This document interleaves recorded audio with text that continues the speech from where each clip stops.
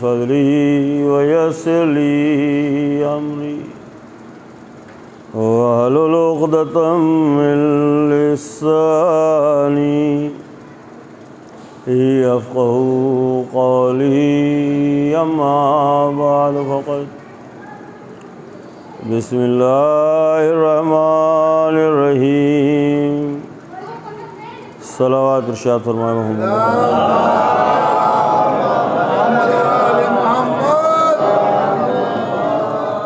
حضرات گرامی قدر، مجھے رات کو پڑھنا تھی مجلس لیکن ابھی نکلنا ہے، اس لیے میں حاضر ہوں آپ کی خدمت میں۔ نوجوان کے ایصال ثواب کی مجلس ہے، بڑا مرحلہ ہے، بہرحال اللہ پسماندگان کو صبر جمیل عطا فرمائے۔ خیر، موت ایک تلخ حقیقت ہے، لیکن اس باریک بات کو سمجھیں اور اس فلسفے پہ ہم غور فرمائیں۔ عمومی طور پر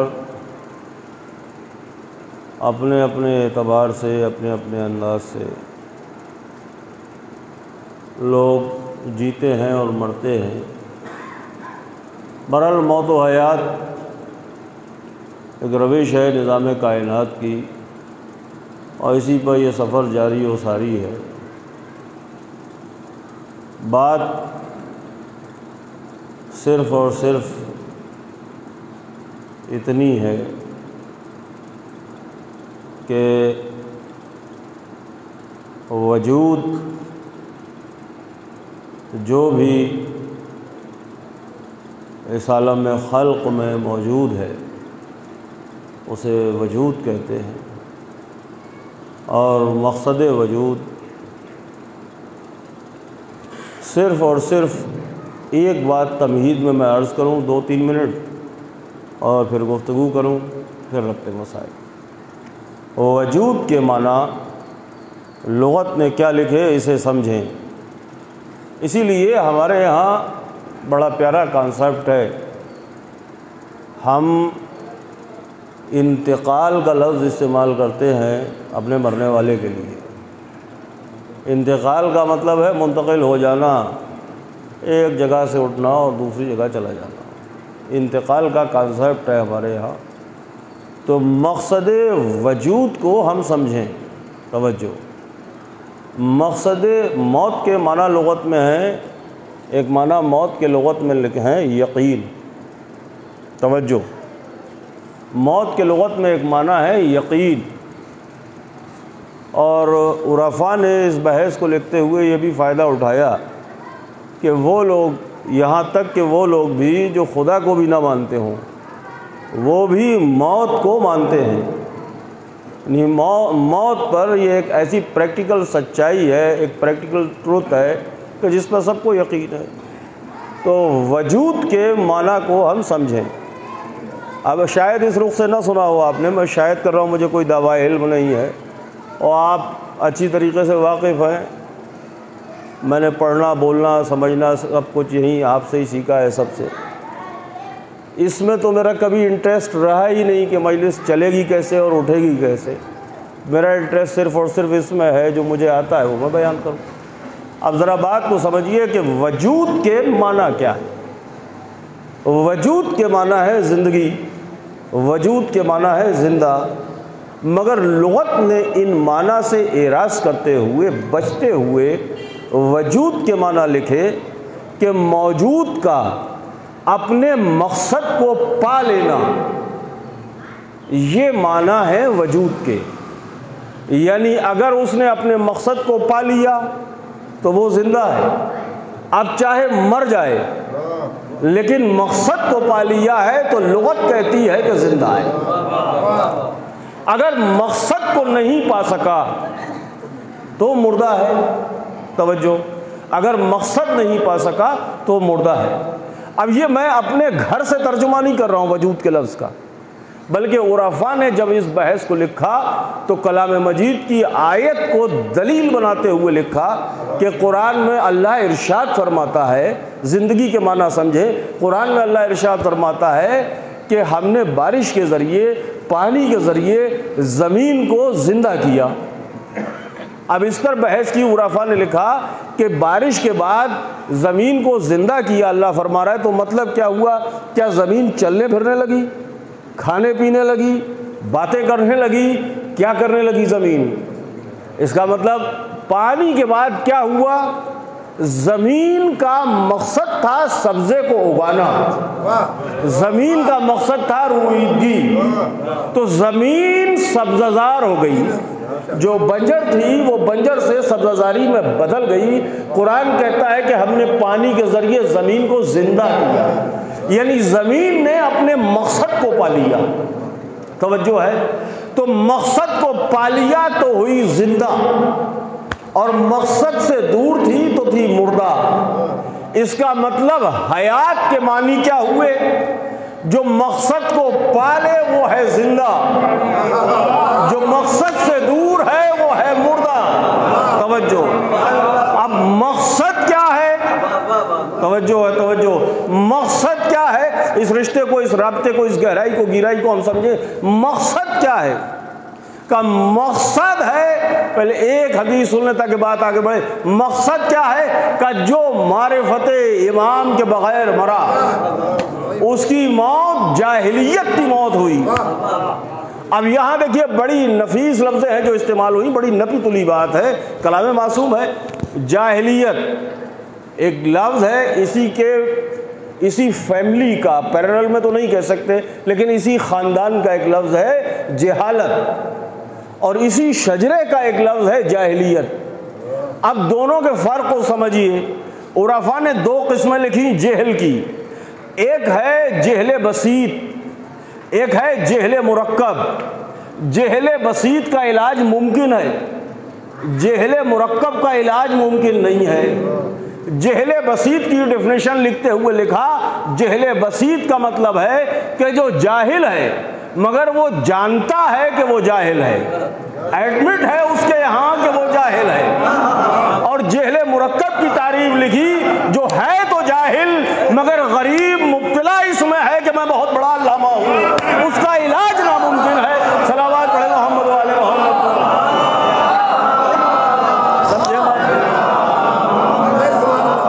اس کا علاج ناممکن ہے، بات سمجھیے۔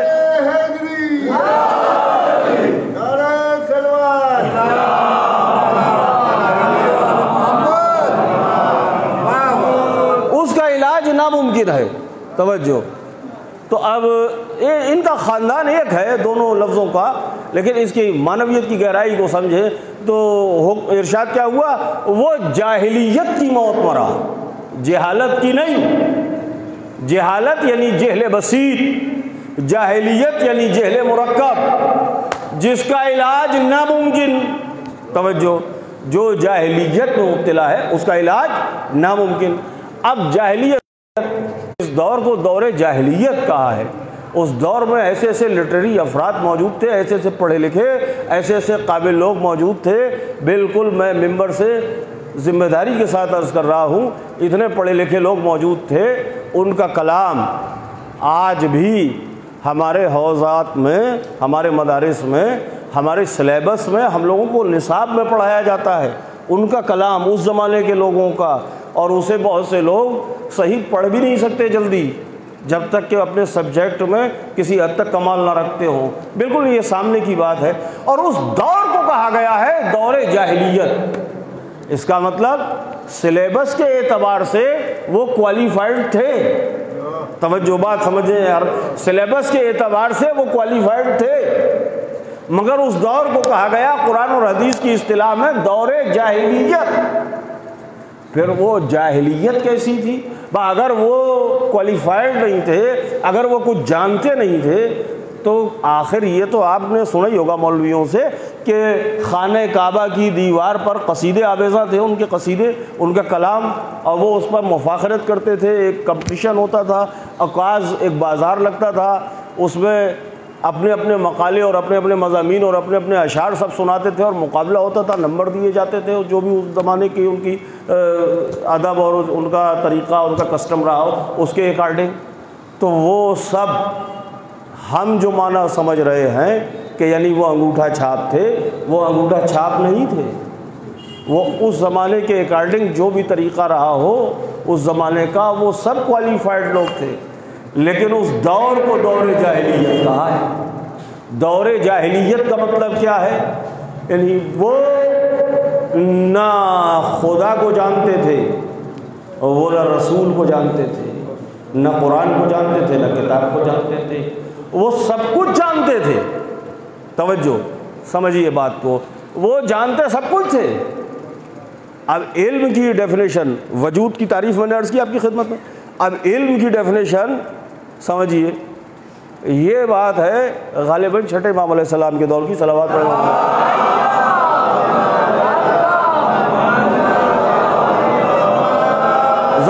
ذرا سے کنسلٹ کریں، دس از موسٹ امپورٹنٹ۔ سرکار ایک راستے سے گزر رہے ہیں، ایک شخص بیٹھا ہے اور احمقوں کی بھیڑ اس کے ارد گرد لگی ہے۔ اب میں اکثر ایک بات کہہ دیتا ہوں، پیر کے کامل ہونے کے لیے مرید کا جاہل ہونا ضروری ہے۔ بات سمجھ میں آئی نہیں سمجھ میں آئی؟ پیر کے کامل ہونے کے لیے مرید کا جاہل ہونا ضروری ہے۔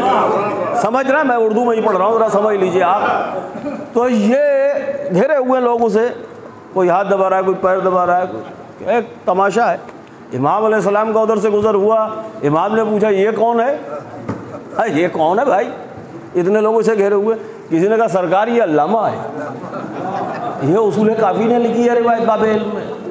کسی نے کہا سرکار، امام نے چھوڑا کچھ ہے ہی نہیں بھائی، سب بتا کے گئے، کہا سرکار یہ علامہ ہے۔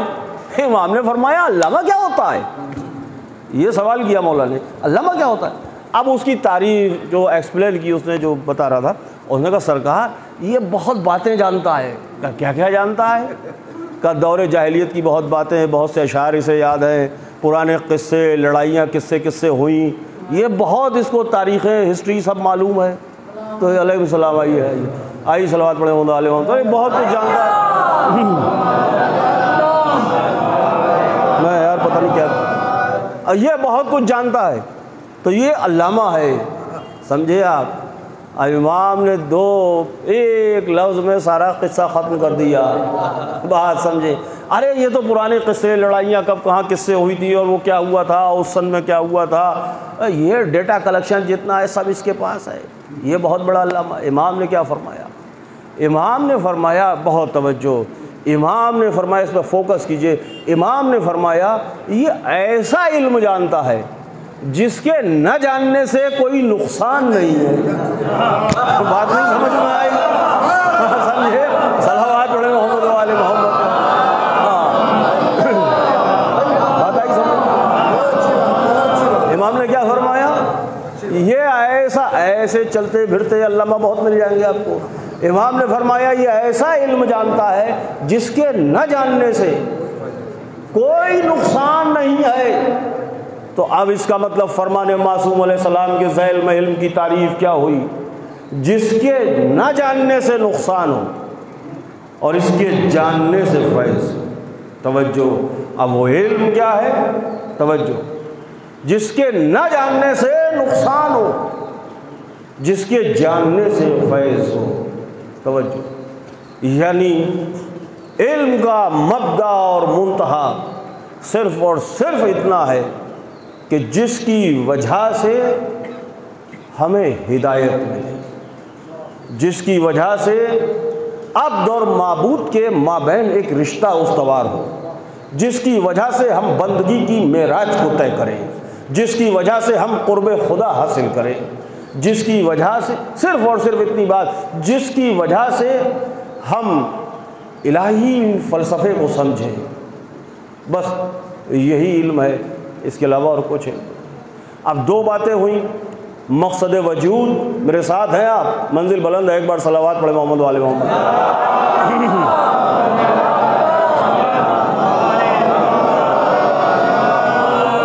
مقصد وجود، توجہ، اب دور جاہلیت مطلب کیا ہوا؟ اس دور کو دور جاہلیت کہا گیا جو نہ خدا کو جانتے تھے نہ رسول کو جانتے تھے۔ سرکار نے کیا فرمایا؟ کہ جو اپنے زمانے کے امام کی معرفت کے بغیر مر جائے وہ جاہلیت کی موت مرا۔ اب یہ 5 وقتہ نمازی ہے، توجہ ہے، ہو سکتا ہے تہجد بھی پڑھتا ہو غریب، توجہ، روزے بھی سب رکھتا ہو، لیکن اگر معرفت امام کے بغیر مرا تو بالکل ویسا ہی ہے جیسے نہ خدا کو جانتا ہے نہ رسول کو جانتا ہے۔ صلوات پڑھے محمد و آل محمد۔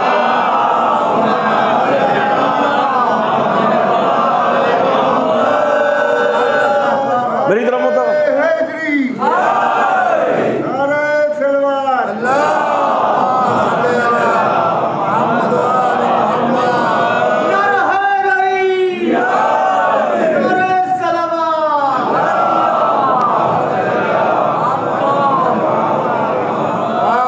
اب جلدی جلدی 2-3 باتیں سمجھ لیجئے۔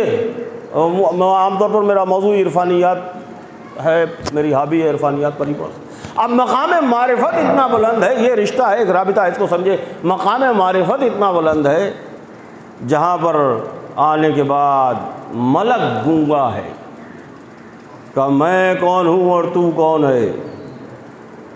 سید الملائکہ، وہ میں اور تو بھی اسی طرف سے سنا تھا، اس لیے وہی پلٹا دیا کہ تو ہے میں ہوں۔ توجہ، اب حجاب ازل سے، حجاب نور سے معلم ازل نے آواز دی، کہتے کیوں نہیں تو رب جلیل ہے، میں عبد ذلیل ہوں۔ یہ پہلا سبق ہے جو عالم انوار میں تعلیم و تعلم کا پہلا زینہ طے ہو رہا ہے، پہلا سبق ہے جو عالم ملکوت میں پڑھایا جا رہا ہے، معرفت کردگار کا۔ عرفانیات کی منزل کتنی بلند ہے، توجہ۔ اب اس کا عرفان مخلوق پر واجب ہے، اس نے اپنے عرفان کے لیے اس نے فرمایا میں نے چاہا کہ میں پہچانا جاؤں، احببت ان اعرف، میں نے چاہا کہ میں پہچانا جاؤں، فخلقت الخلق لکی اعرف، میں خلق کو محل خلق میں لے آیا، کنت کنزا مخفیہ، میں چھپا خزانہ تھا، احببت ان اعرف، مجھے محبت ہوئی اس بات سے کہ میرا عرفان، تو فخلقت الخلق لکی اعرف، یا بعض نسخوں میں لے اعرف، تو میں خلق کو محل خلق میں لے آیا، میں چھپا خزانہ تھا، میں نے چاہا کہ میں پہچانا جاؤں۔ کنتوں پر اگر بات کروں تو بات ذرا طول بھی ہو جائے گی، گاڑی بھی ہو جائے گی، اس کو جانے دیجیے، سمجھیے بات کو۔ میں نے چاہا کہ میرا عرفان ہو، فخلقت الخلق لکی اعرف، تو میں خلق کو محل خلق میں لایا۔ مطلب کیا ہوا کہ یہ خلق جو محل خلق میں آئی یہ اس ذات واجب الوجود کے عرفان ہے۔ اس کا مطلب ان کے عرفان سے خدا کی معرفت ہے، تو معرفت اہل بیت اس لیے واجب ہے کہ خدا کی معرفت واجب ہے۔ اگر اہل بیت کا عرفان نہ ہو پایا تو خدا کا عرفان نہیں ہو سکتا۔ اچھی طریقے سے اس بات کو سمجھ لیجئے، اگر عرفان اہل بیت نہ ہوا تو خدا کا عرفان نہیں ہو سکتا، اور بغیر عرفان اہل بیت خدا کا عرفان ہے ہو ہی نہیں سکتا، امپاسبل، باطل۔ اب سمجھیے بات کو، عرفان اہل بیت، مقام معرفت کتنا بلند ہے کہ تو ہے میں ہوں۔ اب آگے بڑھیں، میں کوشش کرتا ہوں ابلاغ کی۔ خلیل الرحمن جناب ابراہیم علیہ السلام کی بزم ہے، سرکار خلیل الرحمن، اور کتابیں دیکھیں آپ، پڑھیں، ورق گردانی کریں بے شمار صفحات کو، تو آپ کو ملے گا کہ جناب ابراہیم علیہ السلام کو مہمان نوازی کا اتنا شوق تھا کہ دسترخوان بچھا کے بیٹھتے تھے، مہمان کا انتظار کرتے تھے، مہمان نہیں ملتا تھا ڈھونڈتے تھے، تلاش کرتے تھے۔ ایک بار دسترخوان سجا ہے اور سید الملائکہ وہی کہا تھا تو ہے میں ہوں، سید الملائکہ آ گئے جناب جبریل علیہ السلام، ارے ان کا آئیے ہم انتظار کر رہے تھے، سرکار تشریف لائیں، حاضر ہے، معذر نوش فرمائیں۔ انہوں نے کہا نہیں ہم معذرت چاہتے ہیں، یہ ہماری غذا نہیں، جبریل یہ ہماری غذا نہیں ہے۔ کیا ہے کہ یہ جوار، باجرہ، آٹا، جو، روٹی، چاول، گیہوں، فلاں، یہ گوشت، یہ ہماری غذا، نہیں ہے، کیونکہ ملک کا جسم جو ہے جسم لطیف ہے، ہمارا جسم جسم کفیف ہے، یہ الگ بحث ہے عالم ارواح کی، عالم نور کی اور علم الابدان کی۔ سمجھیے ذرا بات کو، کہ یہ ہماری غذا نہیں ہے، کہ تو آپ کی غذا کیا ہے؟ اب یہ سوال ہے سرکار خلیل الرحمن کا کہ آپ کی غذا، بات سمجھنا، آپ کی غذا کیا ہے؟ تو ان کا ہماری غذا تسبیح، تحلیل، تمجید، تکبیر۔ تحلیل یعنی لا الہ کہنا، تسبیح سبحان اللہ کہنا، تکبیر اللہ اکبر، تمجید اللہ کی پاکی بیان کرنا، یہ ہماری غذا ہے۔ توجہ، اچھا یہ آپ کی غذا ہے؟ بہت توجہ، یہ آپ کی غذا نہیں ہے۔ آپ کی غذا کیا ہے؟ تحلیل، تمجید، تکبیر، تسبیح۔ مقام عرفان کیا ہے؟ کہ تو ہے، میں ہوں۔ توجہ، اب ذرا تغذیے کے فلسفے کو سمجھے۔ یہ قدرت کی فلسفی ہے، اس میں ہزاروں حکمتوں کے صفحات پوشیدہ ہیں، ایک عشرے کا کم سے کم موضوع ہے۔ میری بات سمجھ لے، کم وقت میں کوشش کر رہا ہوں۔ وہ رب ہے الحمدللہ رب العالمین جس نے ربوبیت کے فلسفے کو بیان فرمایا ہے۔ دیکھیے پہلا مرحلہ کیا ہے؟ پہلے مرحلے میں خلقت ہے، پہلے پیدا ہونا، پیدا کرنا، اس کے بعد اس کی پرورش کائے کی۔ تو پہلے مرحلے میں کیا ہے؟ خلاقیت یا ربوبیت؟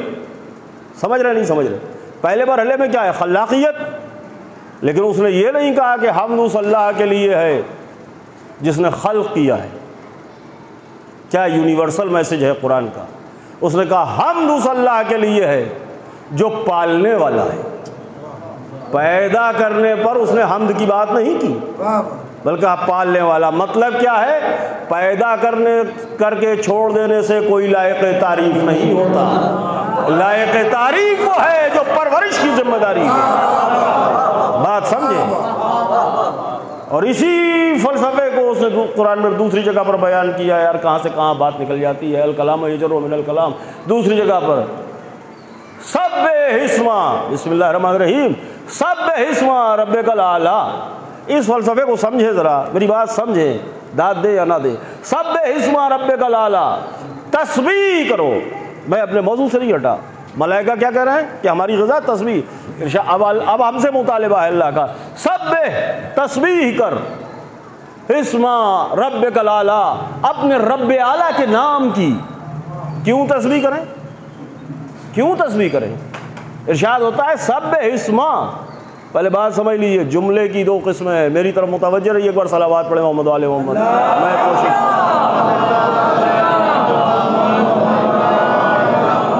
بات سمجھیے، جملے کی دو قسمیں ہیں، ایک کو کہتے ہیں مرکب تام، ایک کو کہتے ہیں مرکب ناقص۔ مرکب ناقص کا مطلب یہ ہوتا ہے کہ جب متکلم بات کر کے چپ ہو جائے تو سامع کو انتظار رہے کہ ابھی کچھ باقی ہے، وہ مطمئن نہیں ہوا ہے۔ مرکب تام کا مطلب یہ ہوتا ہے کہ سامنے والا سیٹسفائی ہو جائے، دوبارہ ارشاد کی ضرورت نہ پڑے۔ توجہ ہے؟ اسی لیے بعض اساتذہ جو چھوٹے ہیں مجھ سے، میں ان کے لیے کہہ رہا ہوں، ہمارے ایک استاد کیا کرتے تھے کہ اگر آپ مجلس پڑھ رہے ہیں اور مجلس میں شعر سنا رہے ہیں تو اس کا مطلب آپ کی نثر کمزور ہے، جو آپ کو سپورٹ کے لیے شعر سنانا پڑ رہا ہے مجلس چلانے کے لیے، آپ کی نثر کمزور ہے۔ اور اگر آپ شعر پڑھ رہے ہیں اور اس سے پہلے بتا رہے ہیں کہ آپ نے کیا کہا ہے اور اس کا مطلب کیا ہے اور حضرات ایسا ہوا تھا، اب سنیے، اس کا مطلب آپ کا شعر مطلب پہنچانے کے لیے سفیشینٹ نہیں ہے، کفایت نہیں ہے، تو شاعری کا عیب ہے۔ تو کیا جملے کی دو قسمیں، مرکب ناقص، مرکب تام۔ مرکب تام جب متکلم گفتگو کر کے خاموش ہو تو سامع اس کو سیٹسفیکشن مل جائے، اس کو سکوت مل جائے، اس کو یقین آ جائے کہ بات مکمل ہو گئی۔ ارشاد ہوتا ہے سبح اسم ربک الاعلی، تسبیح کر اپنے رب اعلیٰ کے نام۔ کیوں تسبیح کر؟ الذی، وہ ہے خلقا، جس نے تجھے خلق کیا۔ سورہ حمد میں کیا کہا؟ الحمدللہ رب العالمین. یہاں ربوبیت کے فلسفے کو سمجھایا. الذی خلقا، توجہ، اب نفس ناطقہ، یہ جو ہمارا امتیاز ہے، سمجھے بات کو، جو ہمارا امتیاز ہے وہ کیا ہے؟ سرکار جس کیٹیگری میں گھوڑے گدھے آتے ہیں اسی کیٹیگری میں ہم بھی آتے ہیں. علم الابدان کی جو بحث ہے، سمجھے آپ، ہم بھی حیوان ہیں. ہمارے یہاں نفس ناطقہ مشترک ہے، اس لیے ہم بشر ہیں، یہ ہمارا امتیاز ہے. توجہ، اور اس نفس ناطقہ کا خاصہ کیا ہے؟ الذی خلقا، جس نے تجھے خلق کیا، خلق کر کے یوں ہی نہیں چھوڑا. کیا بات کہی ہے ذات احدیت نے. حیوان میں اور ہم میں فرق کیا ہے؟ جو چوپایا ہے حیوان وہ ایسے رہتا ہے، یوں سر جھکا کے، چار پیروں سے چلتا ہے، وہ سر جھکا کے رہتا ہے. اللہ کہتا ہے الذی، میری طرف متوجہ رہی، الذی خلقا فسوا، تسبیح کر اس رب اعلیٰ کے نام کی جس نے تجھے پیدا کر کے یوں ہی نہیں چھوڑا چوپایوں کی طرح، بلکہ تجھے سر بلند کیا. صلوات پڑھے محمد و آل محمد.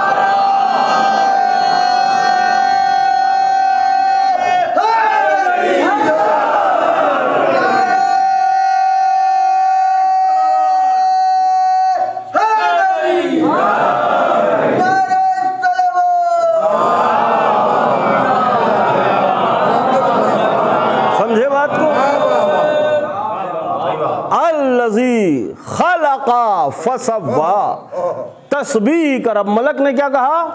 ہماری غذا تسبیح ہے، تحلیل ہے، لا الہ الا اللہ کہنا. اب پہلا مرحلہ ربوبیت کا کیا ہے؟ صرف غذا نہیں، نو، بلکہ شعور غذا. توجہ، وداؤٹ جسٹیفیکیشن تو کچھ ہے ہی نہیں. اس لیے کہ اسلام نیچرل جسٹس کا نام ہے، بے وقوفی کا نام تو ہے ہی نہیں. سب سے زیادہ بیڑا غرق کیا ثواب کے چورن نے. بولے بحر سے خارج ہیں 4 مصرے کا ثواباً سن لیجئے. ارے کائے کا ثواب یار جب بحر سے خارج ہے؟ سب کا ٹائم ویسٹ کر رہے ہو، کس بات کا ثواب؟ صلوات پڑھے محمد والے محمد.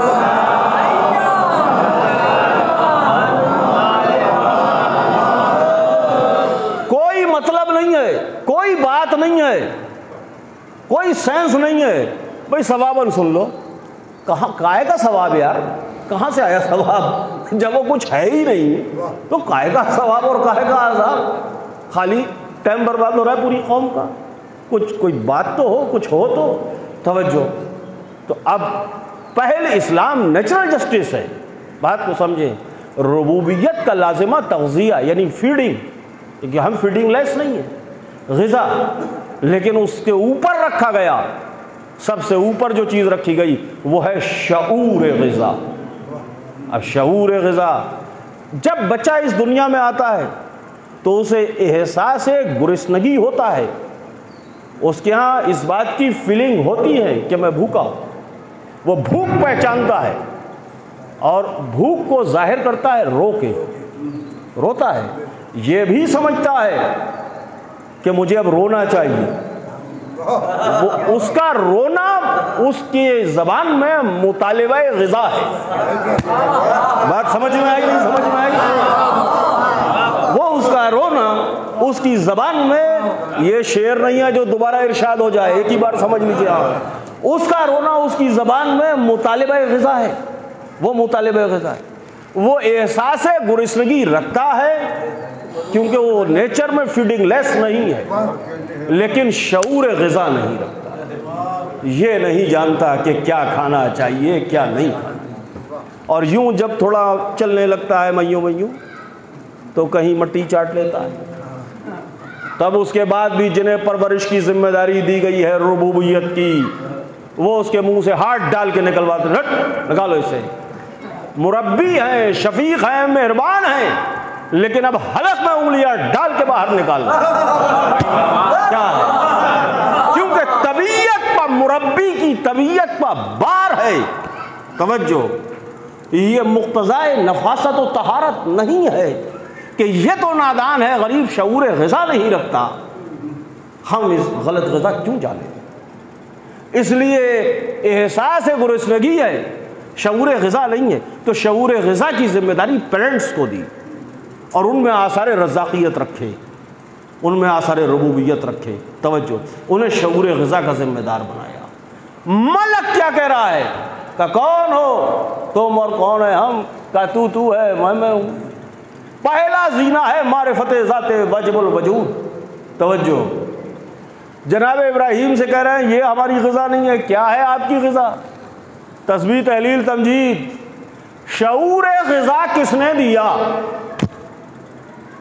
توجہ، بڑی بات کی ہے میں نے، شعور غذا کس نے دیا؟ اب میرا مولا فرماتا ہے سبحنی فسبح الملائکہ، ہم نے تسبیح کی تو ملائکہ نے تسبیح سیکھی۔ تحللنا فتحلل الملائکہ، ہم نے لا الہ کہا تو ملائکہ کو لا الہ کہنا آیا۔ تکبرنا فتکبر الملائکہ، ہم نے تکبیر کہی تو ملائکہ کو تکبیر کہنا آئی۔ توجہ، ملک کیا کہہ رہا ہے؟ ہماری غذا یہ نہیں ہے، تسبیح، تمجید، تکبیر ہے۔ وہاں کہہ رہا ہے تو ہے میں ہوں۔ اس کا مطلب کیا ہے؟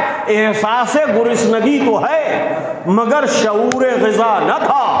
توجہ، مولا کیا فرما رہا ہے؟ ہم نے ملائکہ کو تسبیح ہو، تکبیر ہو، تحلیل سکھائی۔ توجہ، یعنی صرف اور صرف اسی کو علی نہیں کہتے جو کوفے میں فقیروں میں روٹیاں بانٹے، صرف چونٹی کے منہ تک جو کے دانے پہنچانے والے کو علی نہیں کہتے، ملائکہ کو شعور رزق کی خیرات بانٹنے والے کو علی کہتے۔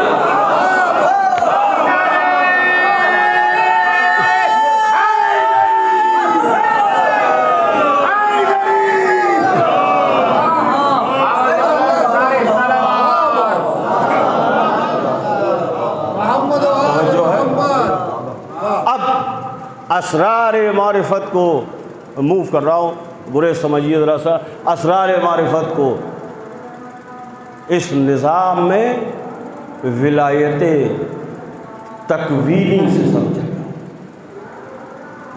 امام علیہ الصلوۃ والسلام، دیکھیے ولایت تکوینی کی جو تعریف ہے وہ یہ جو پورا میں نے وجود سے بات شروع کی ہے، ایصال ثواب کی مجلس ہے، میری کوشش یہی رہتی ہے بالخصوص ایصال ثواب کی مجلس ہو، زیادہ سے زیادہ معرفت پہ بات ہو، بجائے اس کے کہ موت سب کو آنا ہے اور کل نفس ذائقۃ الموت، وہ ایک ہی مسودہ ہے جسے سب رٹ رہے ہیں۔ صلوات پڑھیں محمد و آل محمد۔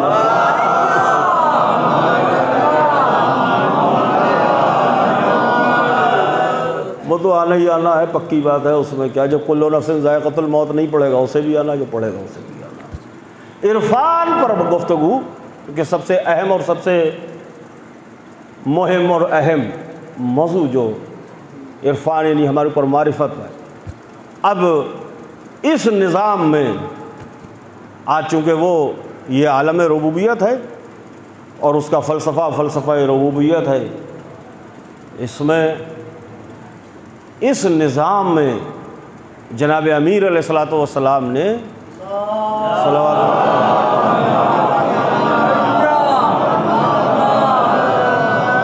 اس جسم کو، مولا نے جو ڈیفینیشن دی ہے، مولا کے اشعار موجود ہیں جو آپ کے دیوان میں ہیں، مولا کے اشعار ہیں، اس ٹاپک پر مولا کے اشعار ہیں، اتفاق ہے مجھے یاد نہیں، مولا کے اشعار ہیں، مفہوم عرض کر رہا میں آپ کی خدمت میں۔ اس سسٹم کو سر سے لے کے پیر تک مولا بیان فرماتے ہیں اپنے اشعار میں، اب مولا فرما رہے ہیں تو کیا سمجھتا ہے، اب بیچ بیچ سے کچھ یاد ہے وہ اچھا نہیں لگے گا ہجے کرتے ہوئے، مولا فرماتے ہیں تو کیا سمجھتا ہے کہ تو کوئی چھوٹی سی چیز ہے، تو ایک عالم کبیر ہے، ایک یونیورس۔ اس وجود کو ہمارے مولا نے بتایا ایک یونیورس، اور اس کی تعبیرات لکھتے ہوئے علماء نے لکھا کہ جس طریقے سے یہ ایک دنیا ہے جس میں ہم سانس لے رہے ہیں، اس میں زمین ہے جو اس کا بیس ہے، اسی طریقے سے انسان کا جو اسٹرکچر ہے اس کی ہڈیاں ہیں، جس طریقے سے اس میں ندیاں بہہ رہی ہیں اسی طریقے سے اس کے یہ رگ و پے ہیں جو خون کی جیسے بہتی ہوں، اسی طریقے سے جیسے کھاڑیاں ہیں، اسی طریقے سے معدہ اور شکم، پھر جس طریقے سے سمندر میں اور کھاڑیوں میں ابخارات اٹھتے ہیں وہ اوپر جا کے ٹکراتے ہیں اور بارش ہوتی ہے، اسی طریقے سے معدے سے ابخارات اٹھتے ہیں اور پھر وہ کاسے سر سے ٹکراتے ہیں جو آنسوؤں کی شکل میں برستے ہیں۔ جس طریقے سے زمین پر پہاڑ ہیں، اسی طریقے سے ہڈیوں کے جوڑ ہیں جو اس سسٹم کو اپنی جگہ سے ہلنے نہیں دیتے۔ یہ ایک پورا عالم کبیر ہے۔ اب اس عالم کبیر میں بہت سی باتیں چھوڑ رہا ہوں، میں جلدی جلدی 2-3 باتیں سنی۔ اس پورے عالم کبیر میں، یہ خود ایک موضوع ہے عشرے کا، اس پورے عالم کبیر میں یہاں ایک حاکم ہے جو نفس ناطقہ ہے، جو عاقلہ ہے، جسے وہ عرفاء کی لغت میں کہتے ہیں سلطان، اور یہ اعضاء و جوارے، اعضاء و جوارے میں اور سلطان میں، عاقلے میں ایک رابطہ ہے، ایک رشتہ ہے، اسی رشتے کو کہتے ہیں حیات۔ اور یہ رشتہ اتنا نفیس ہے، یہ ولایت تکوینی کو ایکسپلین کیا اس سے علماء نے، یہ رشتہ اتنا نفیس ہے، بارے خاطر نہ ہو میں کوشش کرتا ہوں، یہ رشتہ اتنا نفیس ہے۔ دیکھیے میں پڑھ رہا ہوں، آپ سن رہے ہیں، آپ نے سر ہلایا، کیوں ہلایا؟ یہ سر کیوں ہلا؟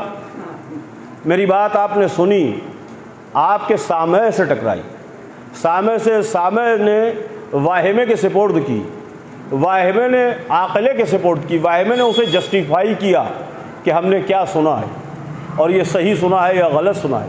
اس کے بعد عاقلے کے سپورٹ کی، عاقلے نے اس کو ایکسیپٹیشن دی، اس کو ریجیکٹ نہیں کیا، اور اس کو ایکسیپٹیشن دینے کے بعد اس کو ایک افرمیٹیو سائن دیا، تو آپ کا سر ہلا۔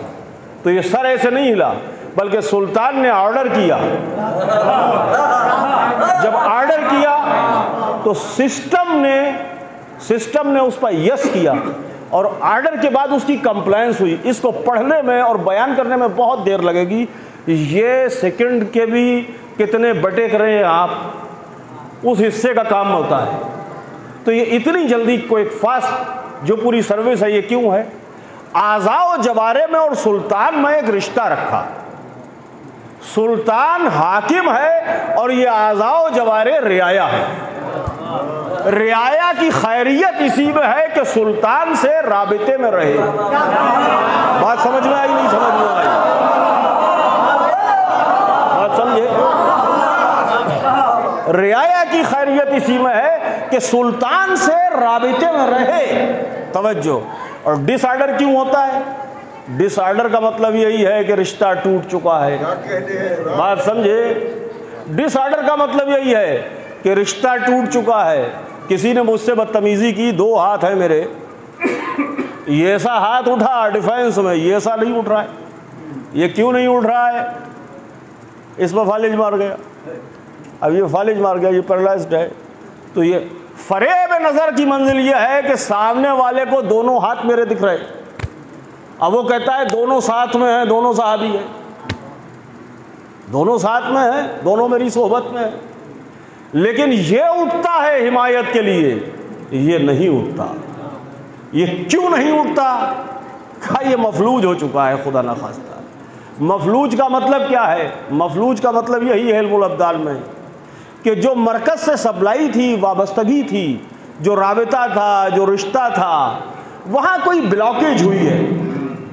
اسے میڈیکل سائنس کہتی ہے بلاکیج، اور ہماری عرفاء کی لینگویج میں اسی کو کہتے ہیں نفاق۔ یہ کوئی نفاق ہے جو وارد ہوا ہے، جس نے سلطان سے اس رگو پے میں سرایت ہونے کے بعد ڈسٹربنس پیدا کر کے رابطے کو توڑ دیا۔ اب یہ ساتھ میں نظر تو آ رہا ہے تو بیچارہ صحبت میں ہے، تو صحابیت میں، مگر یہ حمایت کے لیے نہیں۔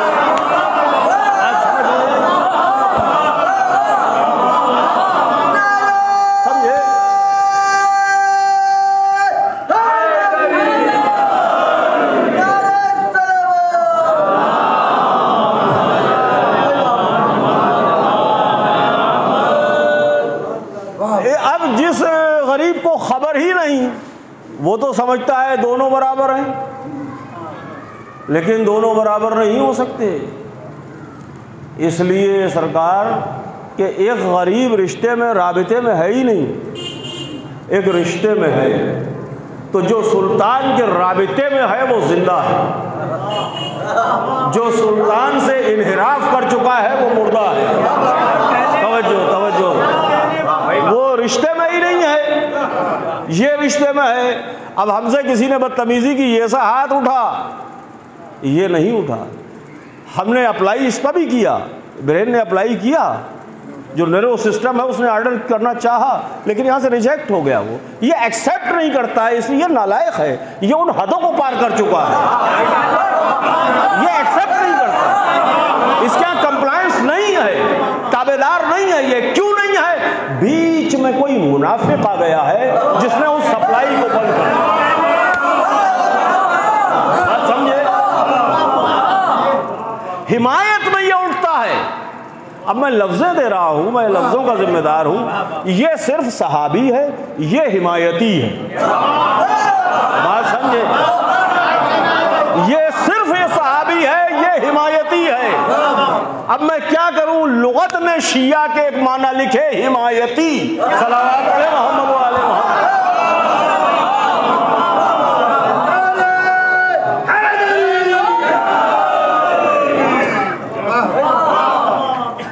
اسی رشتے اور رابطے کا نام نظام زندگی۔ اب یہ ولایت تکوینی کا، یہ ہم عمل کی تعریف یہی ہے۔ سنیے، آخری بات ہو گئی بات عمل کی، ورنہ یہ تو ہوتی رہے گی۔ عمل کی تعریف یہی ہے، عمل کی جو تعریف لکھی ہے عرفا نے وہ سن لیجئے۔ عمل کی تعریف لکھی، تحریک باطن کے اظہار کا نام عمل ہے۔ یہ ایک پرنسپل ہے، یہ ایک لائن ہے، اس کو پھر سے سن لیجئے۔ تحریک باطن کے اظہار کا نام عمل ہے۔ پھر سے سن لیجئے، تحریک باطن کے اظہار کا نام عمل ہے۔ اب تحریک باطن کو ڈیفائن کیا، ٹف ہو گیا تھوڑا بچوں کے لیے۔ تحریک باطن کو ڈیفائن کیا، تحریک باطن کا مطلب یہ ہے کہ آپ کے انٹرنل میں جو افیئرس ہیں وہ جب محل ظہور میں آئیں گے، اوپن ہوں گے، تو اس کا جو کریشن ہوگا اعضاء و جوارح سے، وہ آپ کا عمل ہے۔ توجہ، تو میں نے ابھی کچھ پڑھا، آپ کا ہاتھ اٹھا، آپ نے کہا واہ واہ، تو یہ واہ واہ کیا ہے؟ یہ آپ کا عمل ہے۔ یہ کیوں ہے؟ اس کا مطلب آپ کے انٹرنل میں ایک تحریک ہے جسے خوشی کہتے ہیں۔ آپ میری کسی بات کو سن کے خوش ہوئے ہیں، تو جب آپ خوش ہوئے، یہ کیفیت ہے۔ خوش کیا ہے؟ خوش اور غم یہ کیفیت ہے۔ تو اس آفٹر کیفیت آپ کے ہاں ایک تحریک پیدا ہوئی، اس تحریک نے جو تلاطم پیدا کیا پورے دستور زندگی میں، اور جب سلطان نے آرڈر کیا تو آپ کی زبان سے واہ بھی نکلا، آپ کا ہاتھ بھی اٹھا۔ تو یہ آپ کا واہ کہنا اور ہاتھ اٹھانا، یہ کیا ہے؟ یہ ہے آپ کا عمل۔ عمل کیا ہے؟ تحریک باطن کے اظہار کا نام۔ تو جب آپ نے کہا واہ سبحان اللہ، تو یہ عمل ہوا۔ اس کا مطلب کیا ہے؟ کہ پیچھے تحریک ہے باطن میں، انٹرنل میں۔ ایک لڑکا بیٹھا ہے مجلس میں نے کچھ پڑھا ہی نہیں، اس نے کہا واہ سبحان اللہ۔ میں نے کہا قال رسول اللہ، اس نے کہا ارے کیا کہنے سبحان اللہ۔ میں نے کہا یار ابھی تو میں نے کچھ پڑھا نہیں، یہ کائے کی سبحان اللہ؟ ہم نے کہا یہ کیا میٹر ہے یار واحد بھائی؟ یہ بولے آپ پڑھیے، یہ سبحان اللہ ہی کرتا رہتا ہے۔ معلوم ہے کیا ہوا کہ کچھ خلل ہے بیچارے کے یہاں۔ بات سمجھے؟ وہ ہنستا ہی رہتا ہے غریب۔ آپ کے قہقہے میں اور اس کے قہقہے میں فرق کیا ہے؟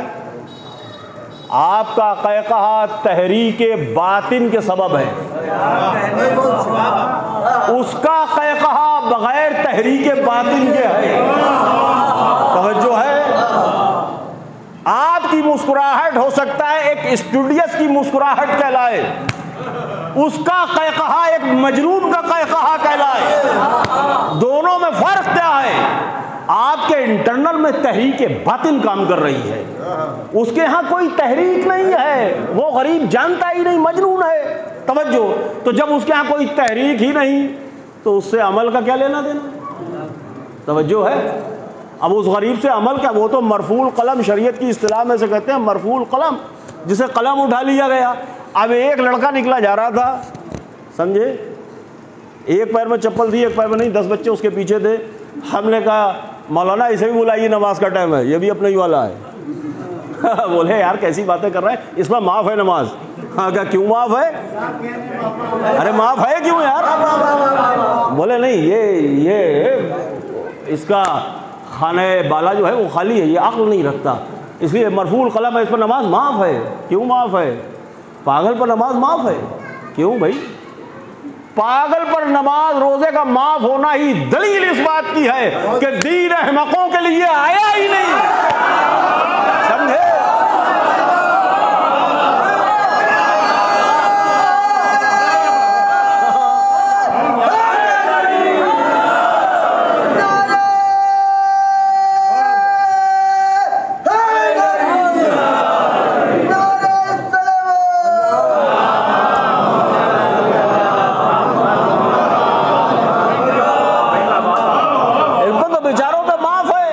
توجہ، اب معاف ہے جانے دیجئے، ختم قصہ۔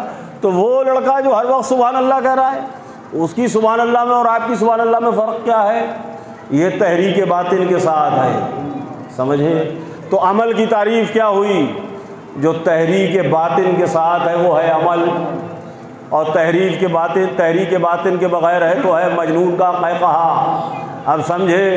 نماز عمل ہے، روزہ عمل ہے، توجہ، تحریک باطن کیا ہے؟ میرے مولا نے فرمایا انا صلاۃ المومن و صوم ہی، میں ہی مومن کی نماز ہوں، میں ہی مومن کا روزہ ہوں۔ علی کو چھوڑ کے ہے تو پاگل کے قہقہے میں اور اس نماز میں کوئی فرق نہیں۔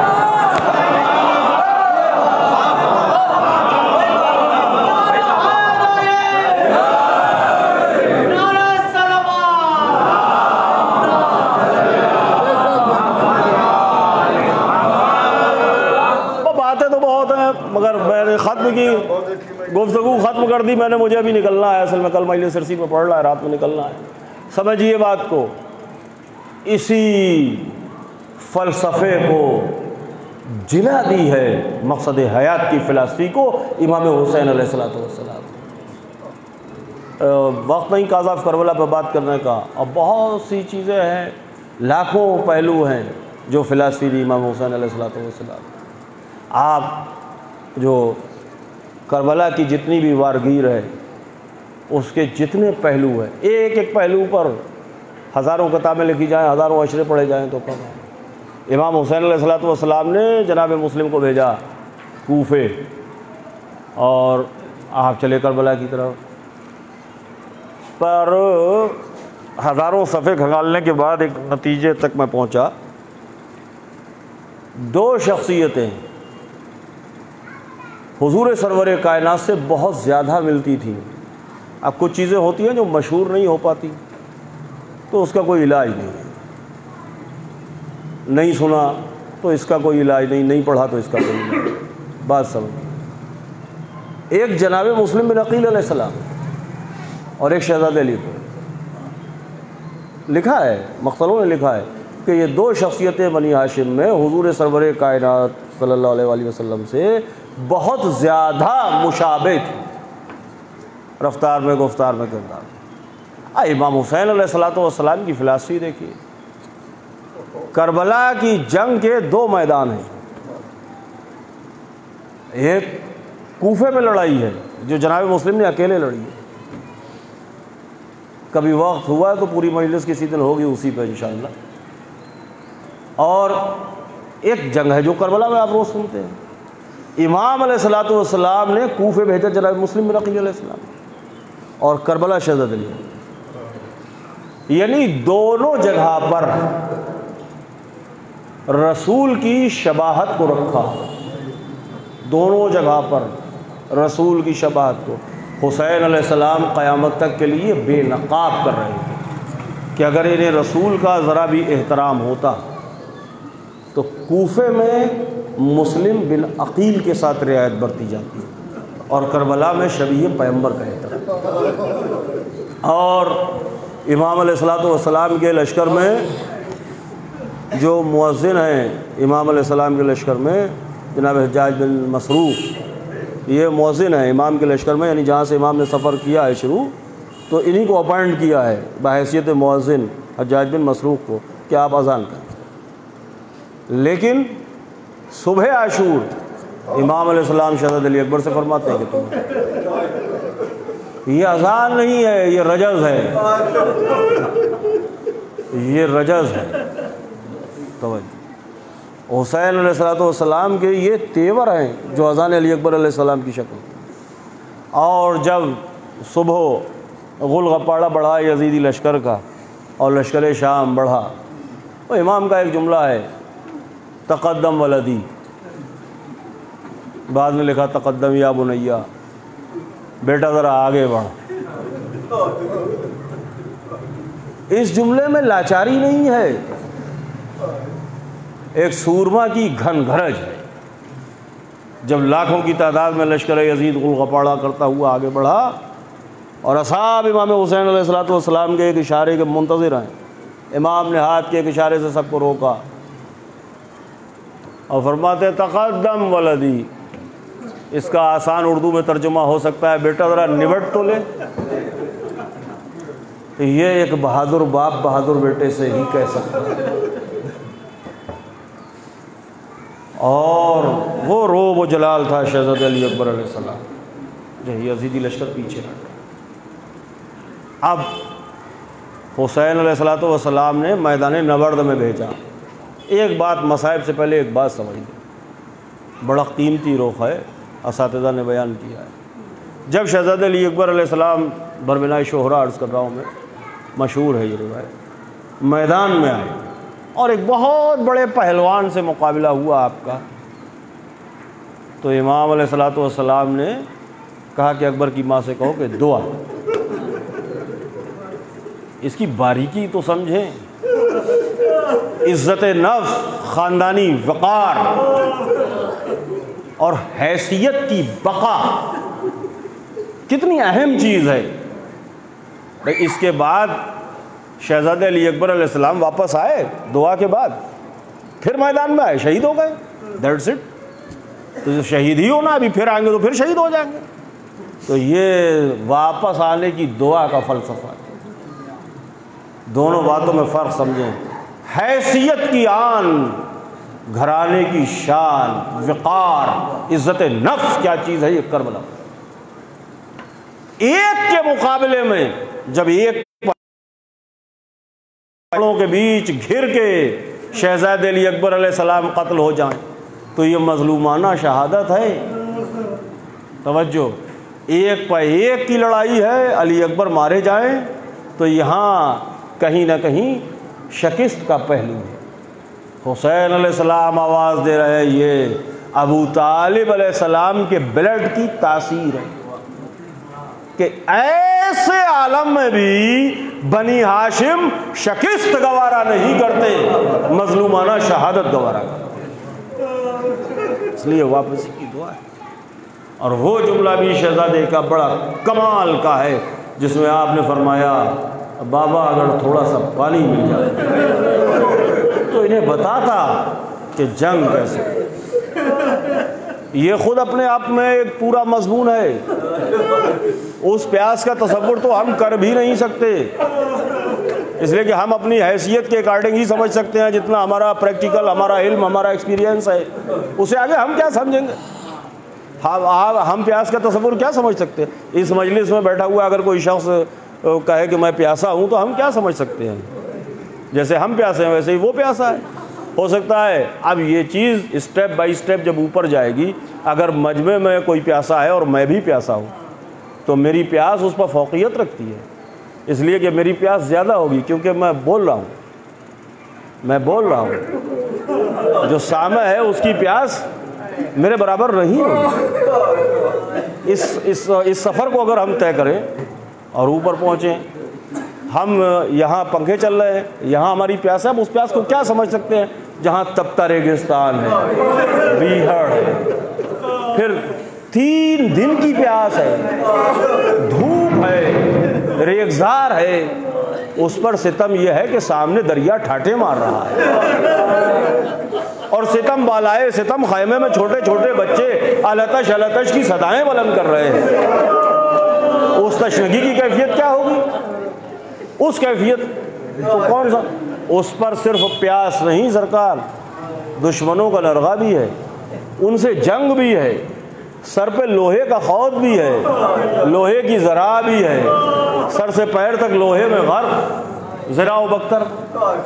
اب پیاس کا عالم کیا ہوگا ہم اس کو درک نہیں کر سکتے، ہم اسے نہیں سمجھ سکتے کہ اس تشنگی کی کیفیت کیا ہوگی، اس پیاس کا عالم کیا ہوگا، وہ کون سی پیاس ہوگی۔ توجہ، اور اس عالم میں، اس کیفیت میں شہزادہ علی اکبر علیہ السلام سامنے سے نیزہ نہیں لگا ہے۔ میں اپنی اسٹڈی عرض کر رہا ہوں، جتنا میں نے تجزیہ کیا ہے اور پڑھا اور سمجھا ہے، میں اپنی اسٹڈی، ہو سکتا ہے کوئی اس سے متفق نہ ہو، کوئی بحث کی بات نہیں ہے، میں اپنی اسٹڈی عرض کر رہا ہوں، سامنے سے نیزہ نہیں لگا ہے، نیزہ سائڈ سے، سامنے سے نیزہ نہیں لگا۔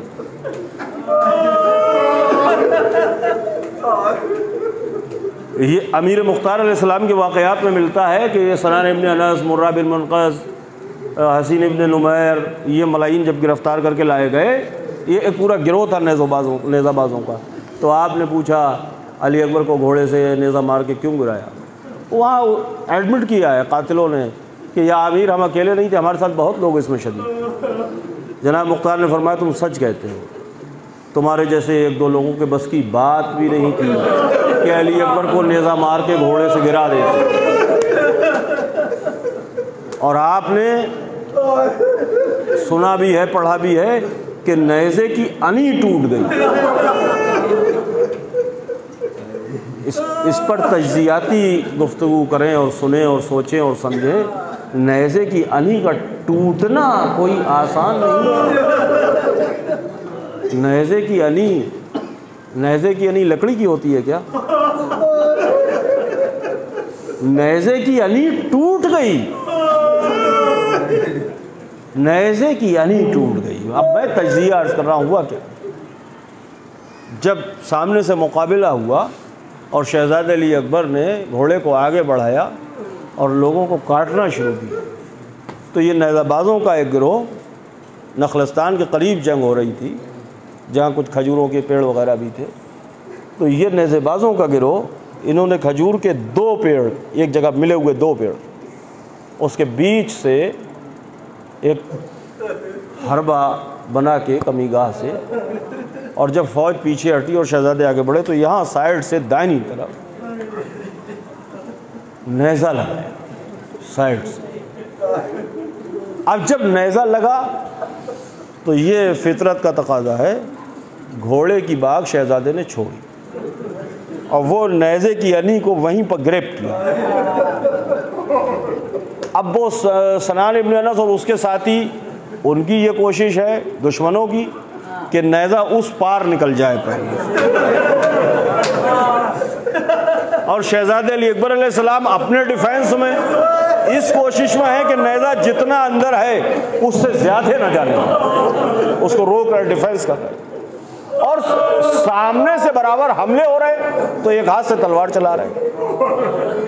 اعصاب سخت ہوئے، اور جب ادھر مولائی نے پورا زور لگایا اور آپ نے ایک جھٹکا دیا تو وہ سنان ابن انس اور اس کے ساتھی اوندھے منہ زمین پر گرے اور نیزے کی انی ٹوٹ گئی۔ اب یہ ہاتھ تو سینے پر ہے مگر سامنے سے جنگ ہو رہی ہے، آگے سے تیر بارانی ہوئی، جب تیر برسے تو جس گھوڑے پر آپ سوار تھے عقاب، رسول اللہ کا گھوڑا، اس کی آنکھوں میں تیر لگے اور یہ گردن اور سینے کا حصہ تیروں سے چھلے۔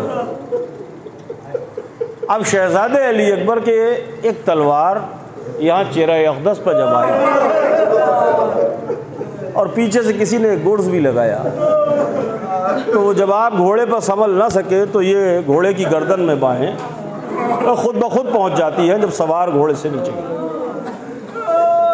گھوڑا فرس کہتے ہیں جس میں سینس پایا جائے، ہر گھوڑا گھوڑا نہیں ہوتا، فرس جس میں فراست پائی جائے۔ اس نے یہ کوشش کی کہ میں علی اکبر کو لے کے نکل جاؤں، لیکن اسے آنکھوں سے نظر نہیں آ رہا، تو وہ جدھر سے چلا ادھر قطار باندھے کھڑی تھی، شہزادے علی اکبر پر تلواروں کی بارش ہوئی۔ ایک آواز آئی، یا ابتا علیکا منی السلام۔ اس آواز میں کتنا درد ہے، بابا سلام آخر کو۔ اس کی بہت توجیحات لکھی ہیں، بزرگوں نے کی ہیں۔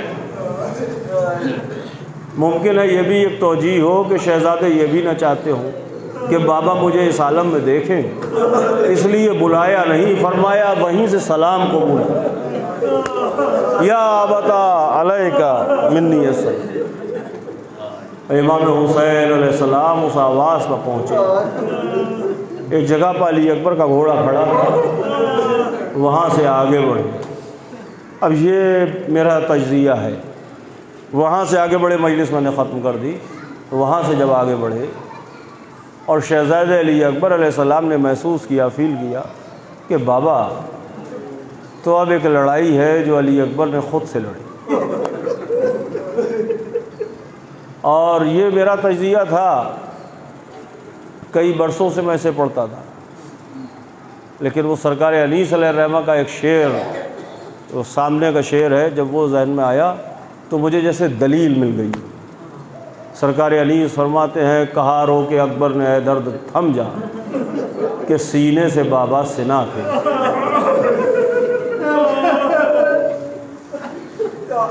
یہ میں حوالے کے طور پر عرض کر رہا ہوں، دلیل کی منزل کہ سرکار انیس نے جس چیز کو فیل کیا۔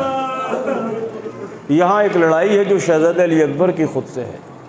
اعصاب کو سخت کیا، پاؤں پر پاؤں چڑھایا، مٹھیوں کو بھیج لیا، بابا مجھے کہیں تڑپتا نہ دیکھ لے، ایڑیاں رگڑتا نہ دیکھ لے۔ اور قریب پہنچے سلطان کربلا، کیا حال ہے اکبر کا؟ ٹھیک ہوں بابا۔ کہا اکبر یہ کیا ہے، یہ مٹھیوں کو بھیجے ہوئے کیوں ہو، یہ ہاتھ سینے پر؟ کچھ نہیں بابا۔ ایک بار حسین نے ٹٹولنا شروع کیا، کچھ کھٹک محسوس ہوئی کہ اکبر کیا ہے؟ بابا یہی تو چھپا رہا تھا بابا،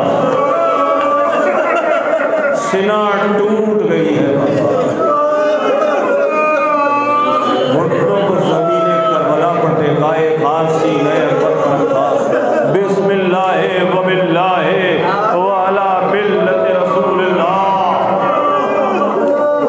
علی اکبر کے کلیجے سے برچھی کا پھل کھینچ رہے ہیں حسین، علی اکبر کو ہچکیاں آ رہی ہیں۔